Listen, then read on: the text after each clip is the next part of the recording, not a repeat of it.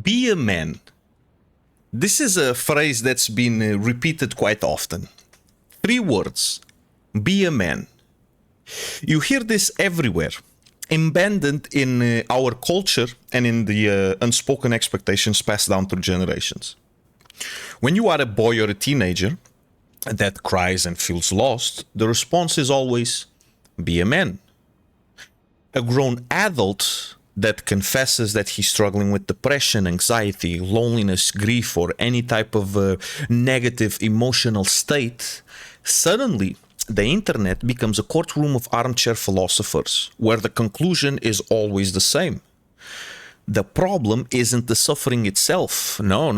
The real issue is the audacity to talk about it, to express vulnerability and weakness. They say that is what's unacceptable. Now, on the surface level, this phrase appears harmless, maybe even inspiring, because embedded within are notions of strength and endurance. These are noble ideals. They matter profoundly, don't get me wrong, but what's truly messed up is how this phrase has changed its meaning over time, how it's been reshaped by culture. Somewhere along the line, strength stopped meaning responsibility and instead came to signify emotional silence. The kind of stoic numbness that isn't strength at all. Those two concepts are fundamentally different, and they are not just different, they are opposed. When a boy falls and scrapes his knee, what does he hear? Stop crying, be a man. And in that moment, what's actually being communicated, whether consciously or unconsciously, is that emotional pain is not welcome here. Repeat that message hundreds of times across childhood. Every negative emotion that you feel becomes ignored and concealed.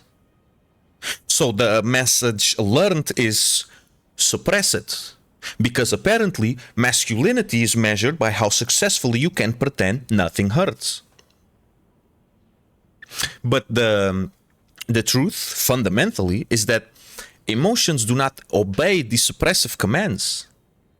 They don't simply disappear when ignored. No, they accumulate. They build pressure like steam in a sealed container. And that pressure, unchecked, begins to find other outlets. Rage, addiction, self-destructive behaviors, emotional numbness, explosive anger over trivial bullshit. So the mind is desperately trying to release that pressure. But if no healthy outlet exists, if no language has been learned to articulate what's happening internally, then those emotions find destructive channels. And that's a recipe for chaos and loneliness and depression and cruelty. And here's the irony. Many who say man up believe they're encouraging strength, but what they're really promoting is emotional illiteracy. They tell others, don't articulate your eternal experience. And that, ladies and gentlemen, that's not strength at all.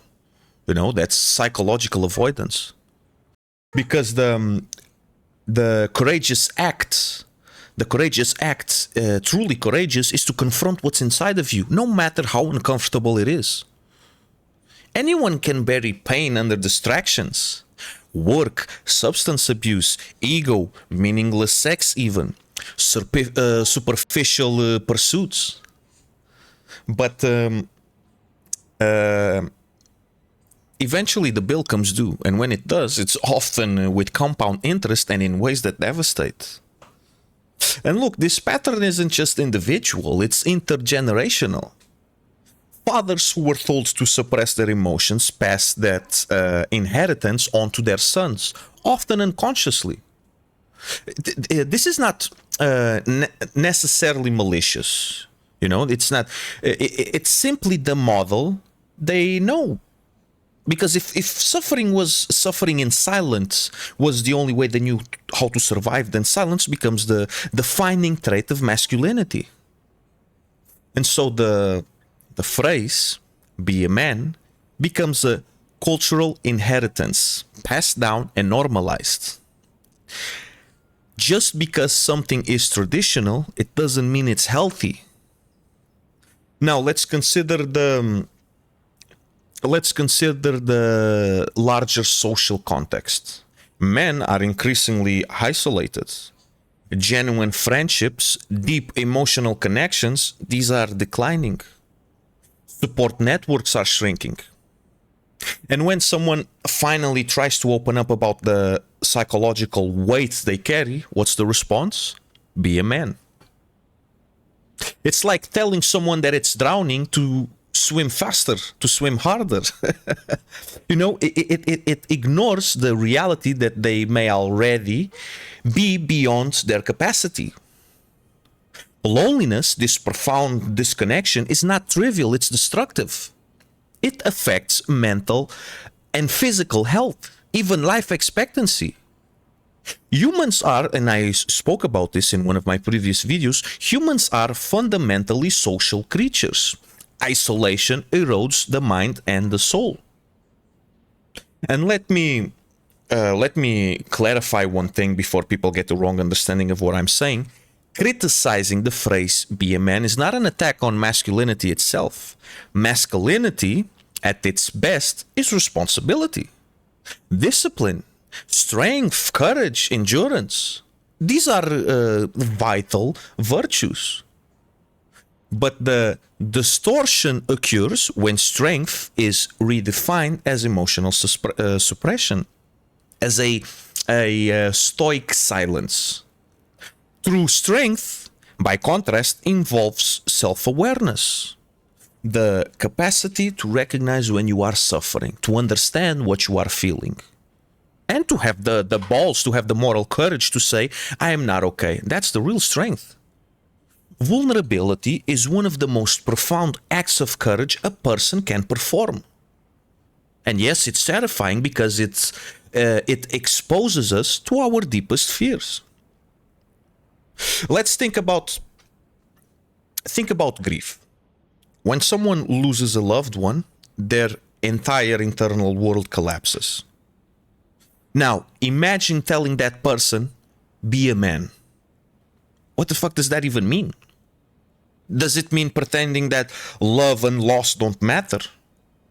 Because grief is, in essence, love that has nowhere else to go. Suppressing that love/grief doesn't make it disappear. It buries it alive. And those buried emotions have a way of resurfacing in destructive, unpredictable ways.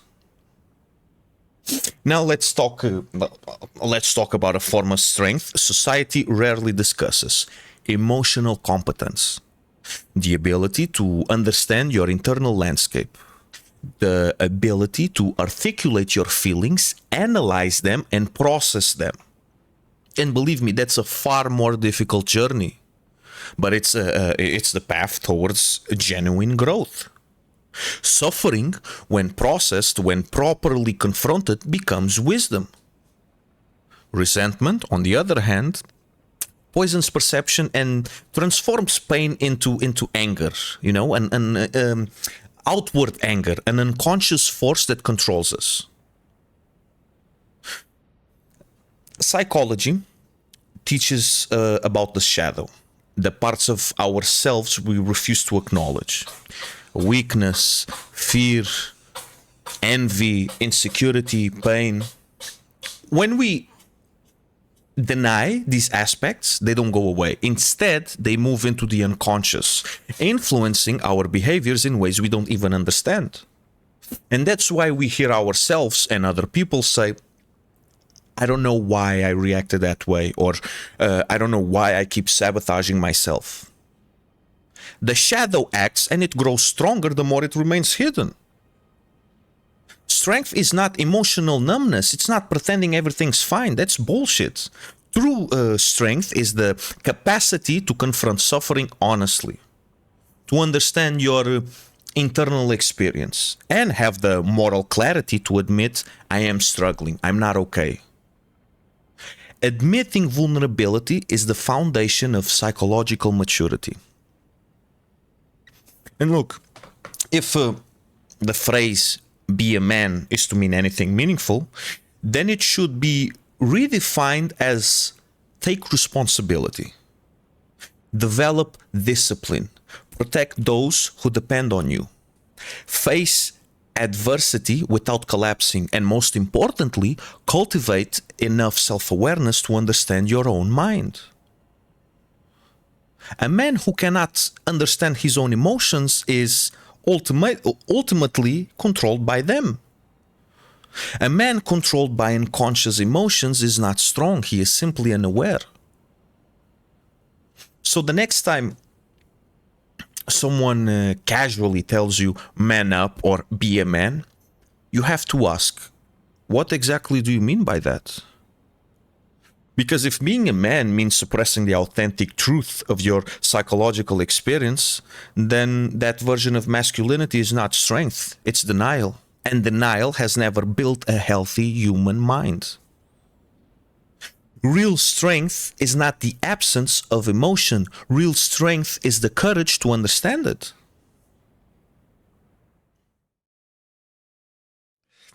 There's this strange misconception that sometimes appears when people watch some of my videos, and I see this a lot on YouTube, TikTok, and Instagram, because that's where I'm more active. And you know, people see me talking about grief, regret, loneliness, imposter syndrome, depression. You know, all the fucked up psychological terrain that most of us quietly walk through at some point in our lives. And because of that, everyone comes to the conclusion that everyone assumes that I must somehow have things figured out, that I must be standing outside of the chaos I usually talk about, observing it from a place of stability or wisdom. And that's not true. That's bullshit. I am not where I want to be in my life, not even close. In many ways, I'm still trying to figure out the same things that many of you are trying to figure out. I still make mistakes. I still fuck up. I still fight my own demons. I still wake up mornings feeling like I'm improvising my way through a life that nobody really gave me instructions for. But I can tell you one thing that it's undeniably true. I am farther along than I was a few years ago. And if you're somebody that if you've ever tried to rebuild yourself from the ground up, emotionally, spiritually, psychologically, you know that even a small step forwards can feel like crossing an ocean. Most of these things I say in these videos, they don't come from a place of wisdom. I say things I wish someone had said to me when I needed to hear them. Not because I have all the answers, no, but because sometimes having another human being articulate the chaos you're experiencing can make you feel a little less alone inside it. So, as you all may know, my latest videos has been talking about loneliness and depression. And like I said, I've noticed that there's always someone who arrives with the same piece of advice to other people, men saying to other men, be a man. And the interesting thing about that phrase is that almost nobody who says it ever stops to define what it actually means to be a man. You know, what are we actually saying when we tell someone to be a man? Are we saying that the correct response to suffering in silence is suffering in silence? Because if that's the definition we've inherited, then, ladies and gentlemen, maybe the model of masculinity we've been defending for generations isn't producing strength at all. It's producing something closer to quiet destruction. And now let me give you a very personal example. As some of you may know, I have a best friend that recently passed away. Not someone I casually talk to once in a while or shared a drink with at the bar. No, no, no, no, no. He was my best friend, my brother in all but blood. The kind of person I built my life alongside for years, who saw the versions of me that nobody else ever sees. We've been through things that most people will never fully understand. More than 15 fucking years of memory. When life was chaotic, we faced it together. And when life was good, we celebrated together. For 15 years, we walked through life side by side. And like many friendships, like many friendships between men, at some point, something went wrong. You know, not something catastrophic or unforgivable, just something small, trivial nonsense, trivial bullshit, you know?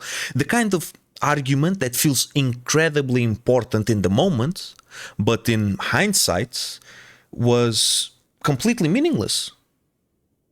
But pride has a strange way of magnifying small things. So we stopped talking.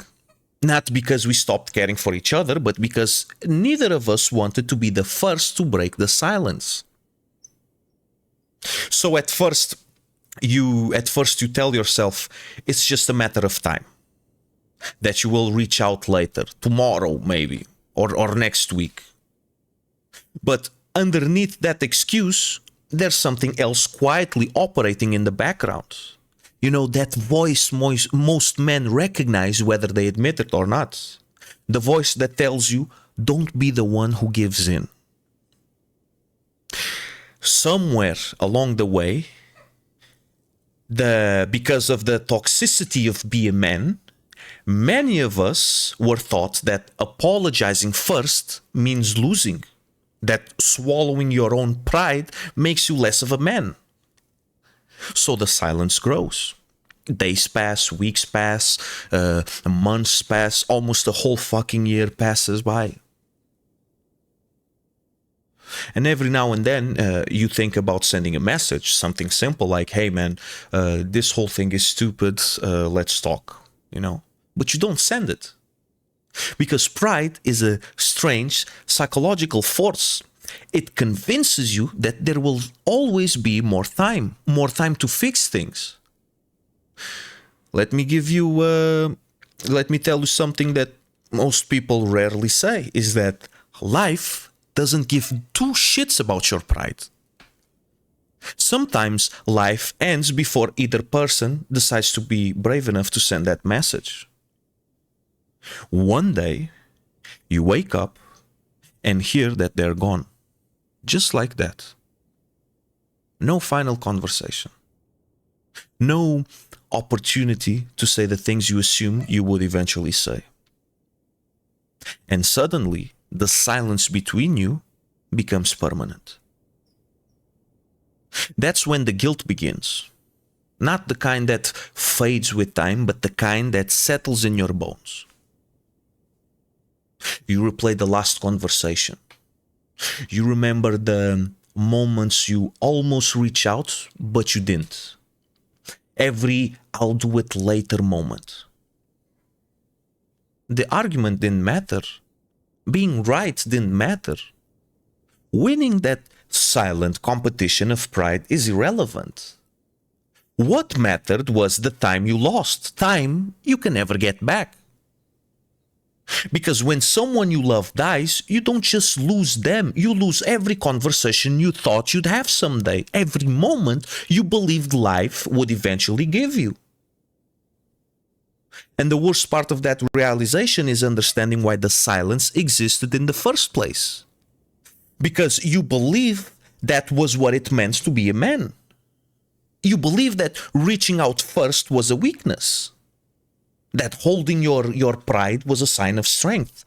And now that pride sits quietly in your memory, painfully small compared to what it cost you. And that's not something you just get over it, you know? That's something you're going to carry for the rest of your fucking life.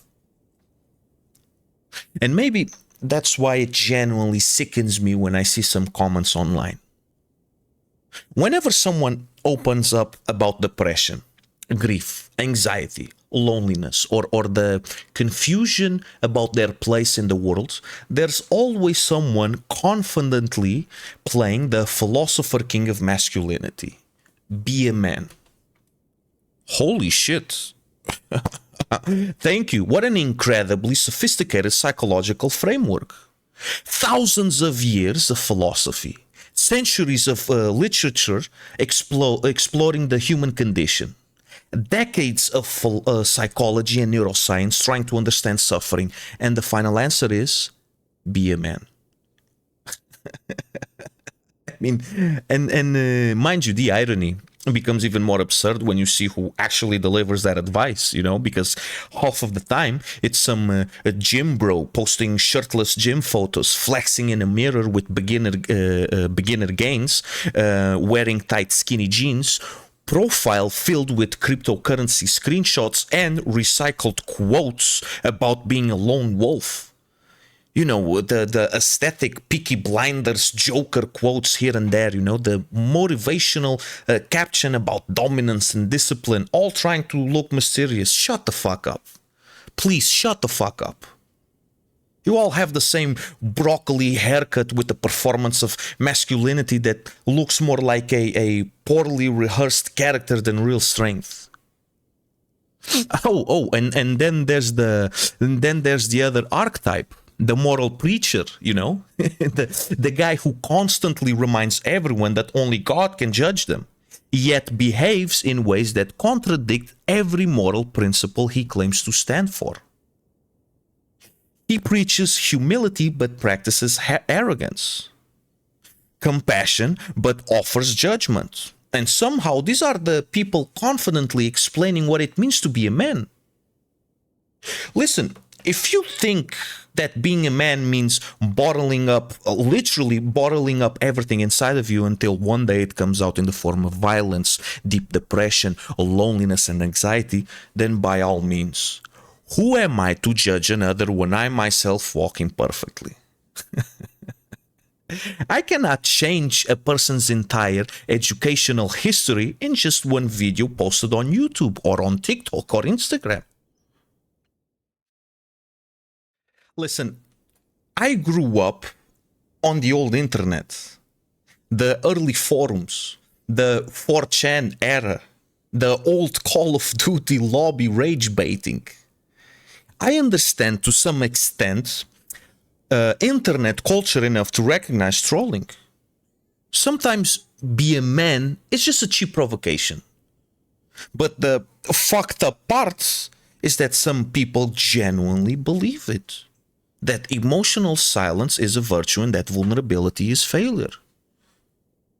Not only the psychological consequences are clear, but they are also backed up by research. Men are far less likely to seek therapy, far less likely to talk about their mental health, far more likely to drown their pain in alcohol, drugs, reckless behavior, silent isolation, meaningless sex. I know this because I am one of the perfect examples that walked this path for more than a decade. The darkest statistic, men die by suicide at higher rates worldwide. Not because men are weak, but because many were never taught how to process pain. They were only taught on how to hide it. Hidden pain doesn't disappear. It will wait for you, sometimes for years, sometimes for decades, until the weight becomes unbearable. Now, let me repeat myself once again, so people don't mix up my words. Rejecting toxic masculinity doesn't mean rejecting masculinity itself. What I'm trying to say is that we need to strip away to strip away the fake bravado, the posturing. We need to strip away this selfishness that's been masquerading as strength for far too long. Because when you're all about being tough for the sake of being tough, you're not really strong at all. You're just a weak person with a bad attitude. And when you confuse discipline with self-destruction, you're not pushing yourself to be your best. You're just pushing yourself off a cliff. Real strength is more complex than the cartoon version many inherited. It's the ability to confront reality without running from it, including the parts inside your own mind. I don't speak for perfect men. I speak for men who are trying, carrying regrets they can't undo, realizing that pride can isolate as much as fear. I speak for men who are learning painfully that maturity might mean being more honest, not less emotional. And if that sounds messy and imperfect, well, welcome to being a human. Welcome to being, this is what it means to be a human being. This is what it means to be a man.